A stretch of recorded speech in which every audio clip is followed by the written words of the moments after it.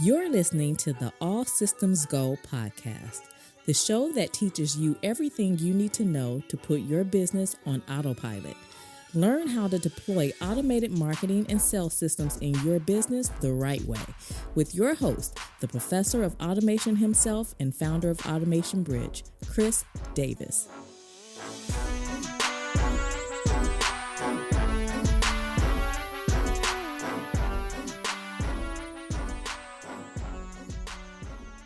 Welcome to another episode of the All Systems Go podcast, where we invite startup founders and digital marketers to discuss strategies and software used to build automated marketing and sales systems that scale. I'm your host, Chris L. Davis, the founder of Automation Bridge. And in this episode, I want to talk about scale. I want to take the time and actually focus in on how it's truly achieved with automation.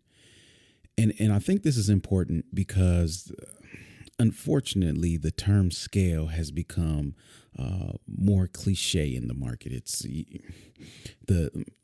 like most lazy marketers, they just throw the term around to impress you or to say something that they know is going to pique your interest and somehow convert. And we'll scale, right? And it's just like, well, wait a minute. What does that mean? We'll help you scale. Oh yeah, we'll scale your marketing. We'll scale your sales, right?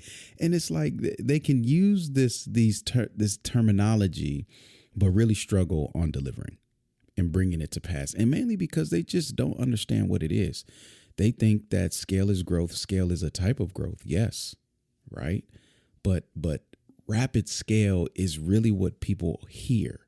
When you say scale, nobody is thinking, yeah, in 10 years, I want to be there, right? If you give somebody an option to say, hey, would you like to scale quickly?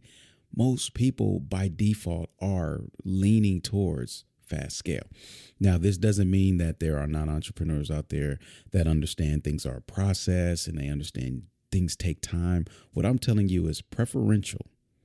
If you were to ask somebody, do you want to scale? And they said yes. And you say you want to do it slow or fast, 9 times out of 10, maybe we'll go with the Pareto principle, 8 times out of 10, they're going to say fast. Right? So instead of going to the dictionary, I want to explain what I mean when I say scale and what I've witnessed it to be. So I don't want you all to ever be confused. When you hear Chris or anybody affiliated with Automation Bridge say scale, this is what we mean. And simply put, scale is increasing your output exponentially while keeping the input as controlled and lean as possible. Okay, I'm going to say that one more time. Scale is increasing your output exponentially while keeping the input as controlled and lean as possible. And that just means what I put into the system doesn't change much or doesn't have to change much in order for the output of the system to greatly increase. Okay, so I want to control. What if the same efforts on the front end could create exponential back end results? That's what I mean. That's what scale is to me. This is what scale is. And this is a correlation that evades most business owners and entrepreneurs, because they understand that if they're living a reality, a truth where if they want more out, they need to put more in, and that more usually results in time. And it's usually their time, right? In other cases, it's higher time. And now they've got this big team and they're overwhelmed because one person is managing 10 and it's like, well, I can't put any more on them, right? I don't want to overwhelm them, but we need more. So we're getting close to where the secret to scale truly is without getting in ahead of myself. Okay. But if we think about it, if you follow me, let me not say think, but if you follow me, true scale is achieved through the process of increasing efficiency of all operations and mainly back end, with the intention to keep things as lean as possible. And I talked about this in the All Systems Go episode number 98 when we talked about efficiency, the efficient entrepreneur versus the effective entrepreneur, and how automation is all about efficiency. We talked about it there. So give that episode a listen if you haven't. And again, this is my definition for the space that I'm in. It may be different. Scale in another industry may be 5 years. Wow, we did it in 5 years. We really scaled. Hey, in my industry, we've got quarters. Hey, we're trying to scale this quarter. We're trying to get this done this quarter because by the end of Q3, right? The SaaS companies that I consult with, that I help, they don't have huge amounts of money to spend on a large payroll and other resources that larger corporations have.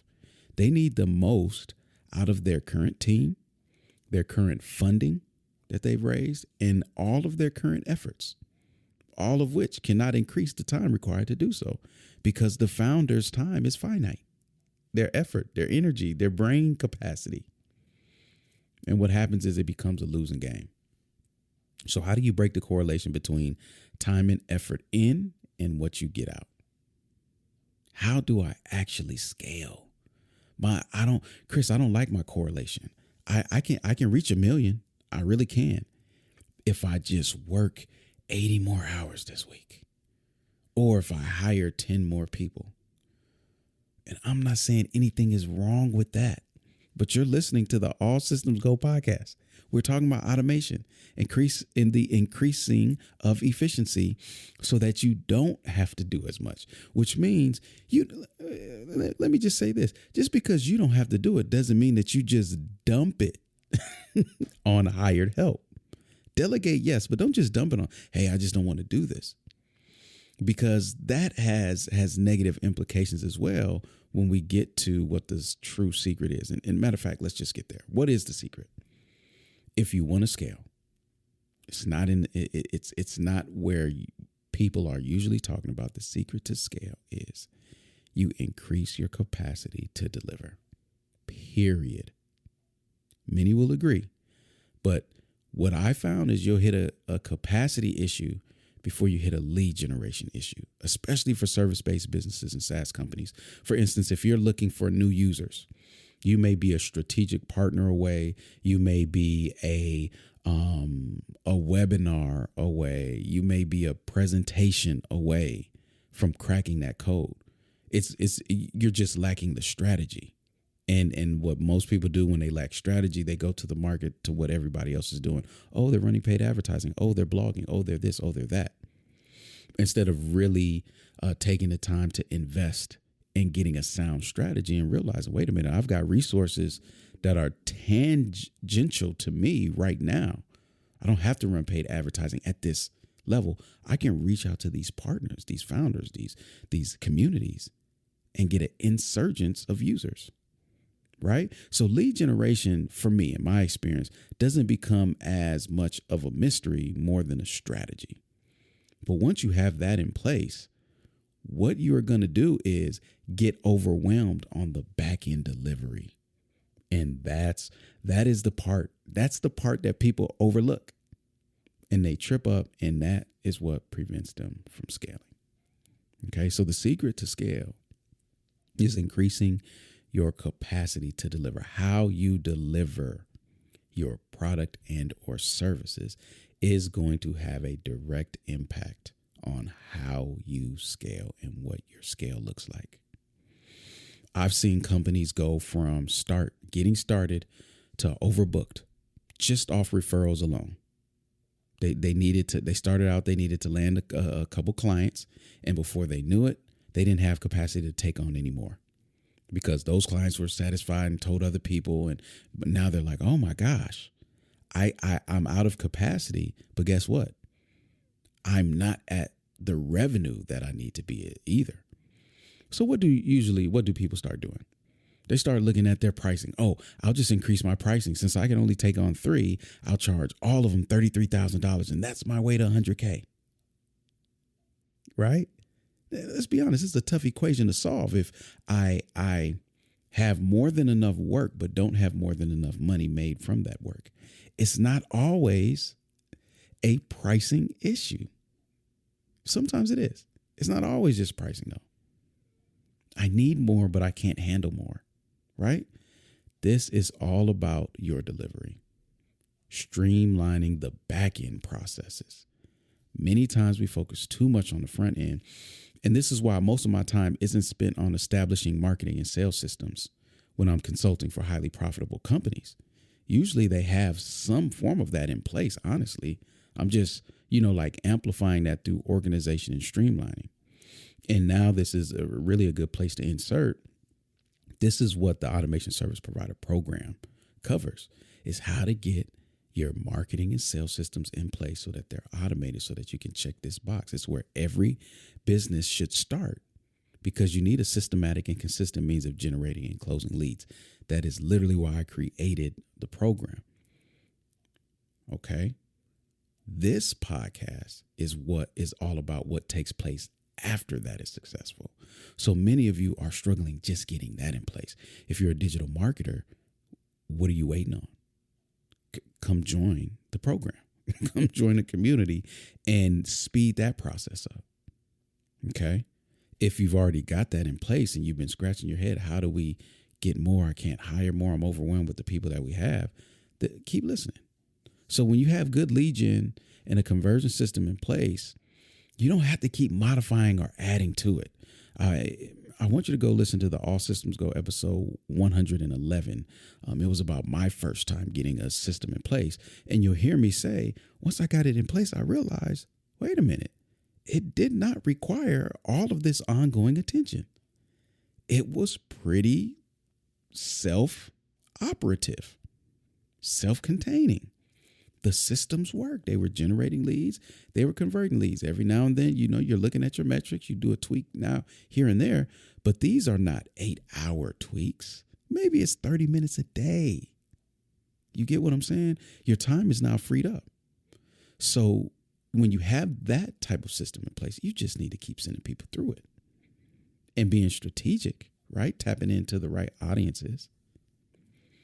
But doing so is a whole, that's an entire different podcast, how to strategically generate leads online, right? It differs by industry. There's some broad rules and strategies that work. But for the most part, many people, the mistake that they make is they jump over who they have direct access to try to reach people who they don't know.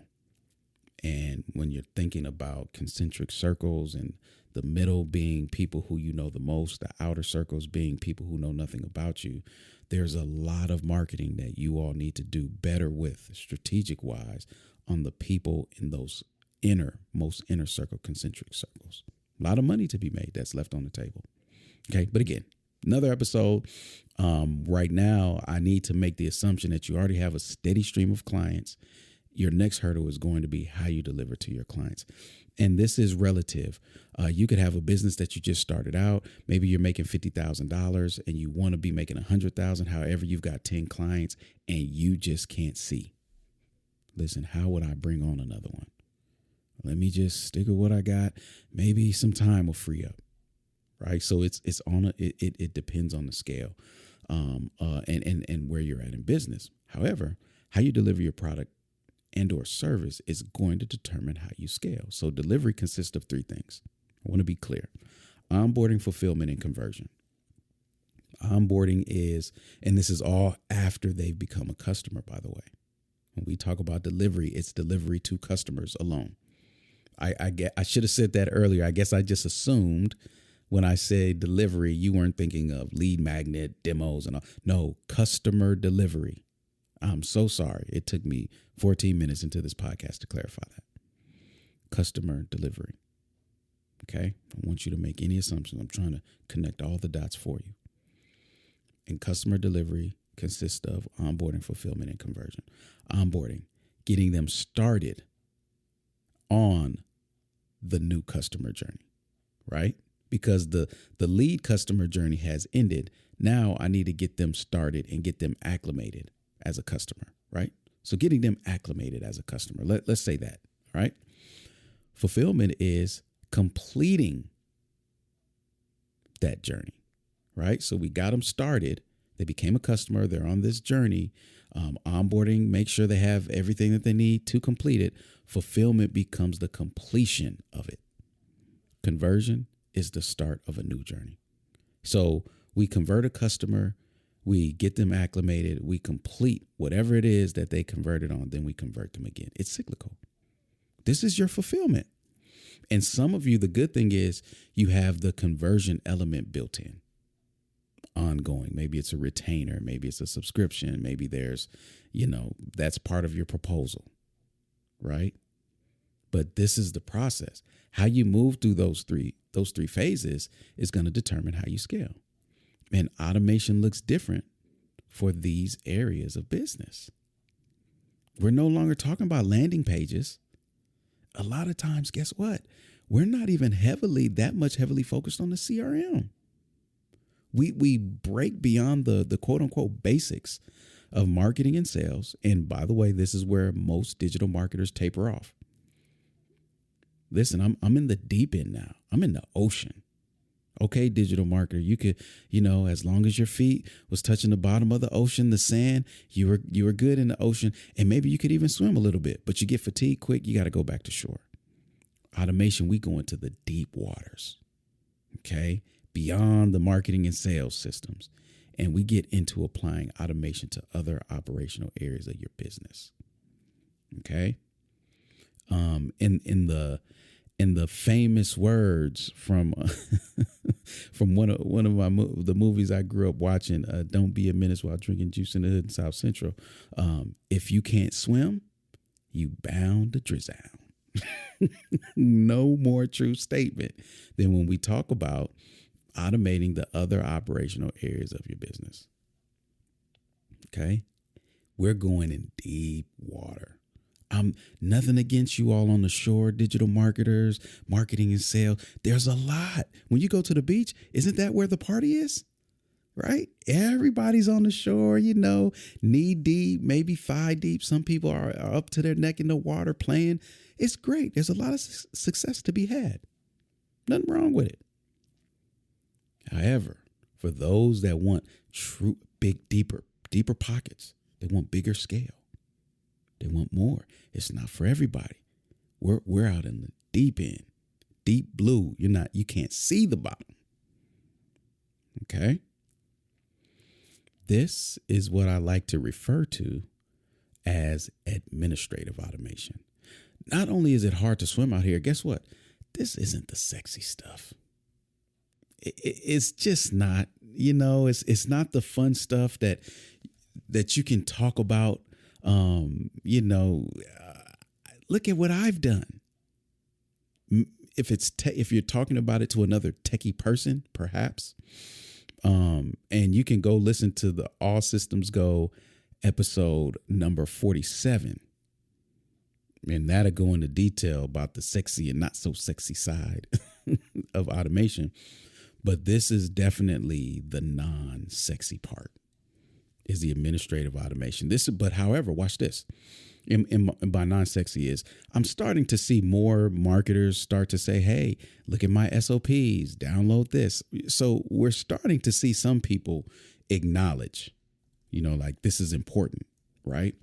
But this is where the COO and the CMO start to breathe easier because this is where they start to experience a relief as streamlining and automating these processes that they're over removes a heavy load from them.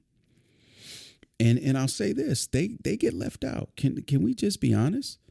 I've seen founders put a lot on their COOs and CMOs, and rightfully so. Their job is to shore up operations, but that doesn't mean that they have to do it all themselves or drive themselves into the ground doing so. You still have technology at your disposal. So a lot of traditional COOs and CMOs, they know how to do it with people and processes. They're learning how to do it with technology. So for you founders, a great gift to your COO, CMO, just ask them, hey, if I brought somebody in that could help streamline some of these processes, automate what we can automate to take more off your plate, would you like that? They won't even have to think about it. They'll be nervous saying yes because they think it's a trick question. Because truth be told, founder, let me just tell you this. This is the conversation that's happening when you're not around. They're actively thinking about, man, How can I make this easier? I don't want to overwhelm them. I don't want to tell the founder, but man, things are really broken back here. And I'm a little nervous that in time this may break. It's working now. This is real. This is happening in your business right now. I'm not lying to you. Listen to this episode with your COO or CMO, and they're going to kind of look at you like, well, he said it. It wasn't me, but he's not wrong. Right? Unless your CMO is just, or COO is just, very to the point, like, listen, this is what I've been telling you. You needed to hear from him. Well, doesn't matter. Are we going to move on it or what? Right? This is real. This is scale, everybody. This is what's involved. Okay. So what does it look like? Let me give you a few examples. So you can wrap your head around it from some of the companies I've helped increase their capacity for scale. One is automated document creation and folder creation. Did you know that? Are you automating the creation of documents right now? Or is that just something that's not on your radar? I mean, let's think about it. What if through an automation at a certain point in an automation, it could trigger the creation of a document, a certification, anything, and take the information on the contact record, place it in a template, and automatically send it? What would that alleviate for you? What if every time you bring on a new client, you need a folder and a certain file structure in place, and that could all be done for you? Okay, we're not just talking about removing the load from your COO or CMO. We're also talking about the elimination of error. If every time a person has to do that, we know what the fingerprint does to automation. It's a threat. It's a big threat. And I want to shout out to my certified automation service provider, Samantha Pointer Fox. She helped me with a recent client on doing all of this via Integramat. We did some of it with Zapier, but mainly Integramat, because when creating folders and files, there were certain permissions that only Integramat could overwrite, and Zapier couldn't. Hence, another reason why you need somebody who's in this space learning actively. All of my service providers, all of my certified service providers, weekly, daily, are learning from myself and each other to figure these things out for you. Okay, that's one, automated document creation. Another is creating an onboarding program and experience using an LMS. I did this at ActiveCampaign. I've done this with a variety of startups. The LMS, the technology is interchangeable, but the idea is you bring on a new client. I've done this in B2C, B2B, B2E. Done it in all industries.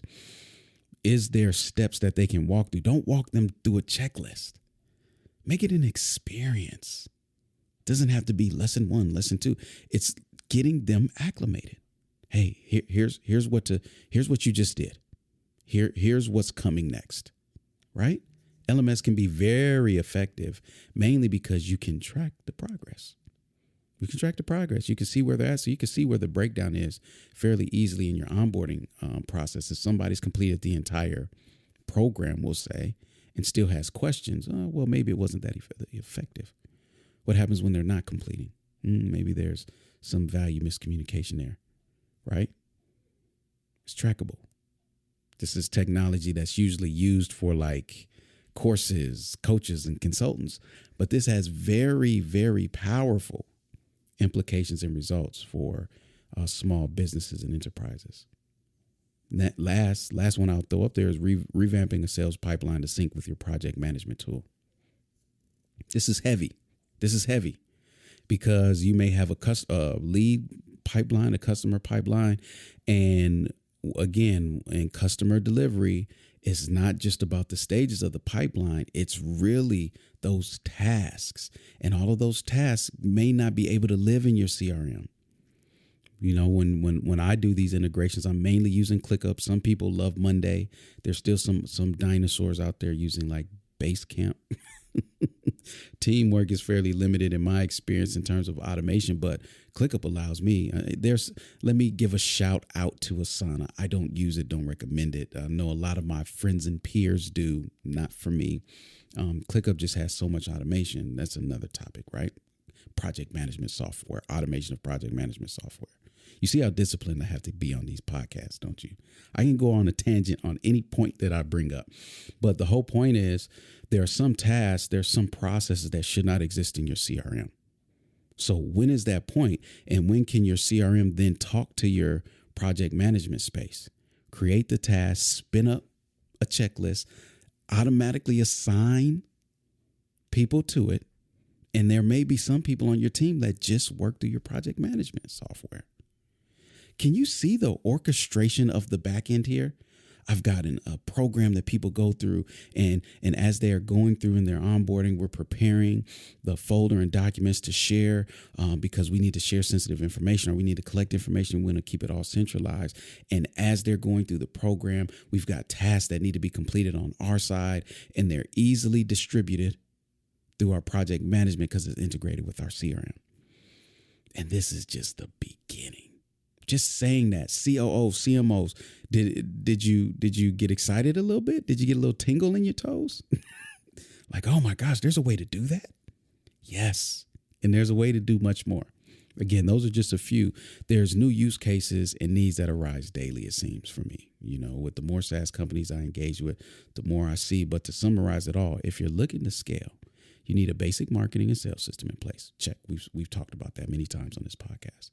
Once that's done, the majority of your focus is defining your customer delivery processes, streamlining them to make them as lean and efficient as possible, then automating as much as you can. Remember, we don't want to ever over automate. That's never a good thing. Never a good thing. You need intelligence here, everybody, because the wrong person will come in and just say, hey, zap this, Integromat that. Oh, we've got a tool for that. No. You don't want that. You don't want to over automate. Okay. So you need some expertise. Again, I've got them. If you want to become that resource, come on. Like where else are you going to go to learn this? All right. But too many entrepreneurs don't realize their time is best spent on the back end once they have an effective front end established.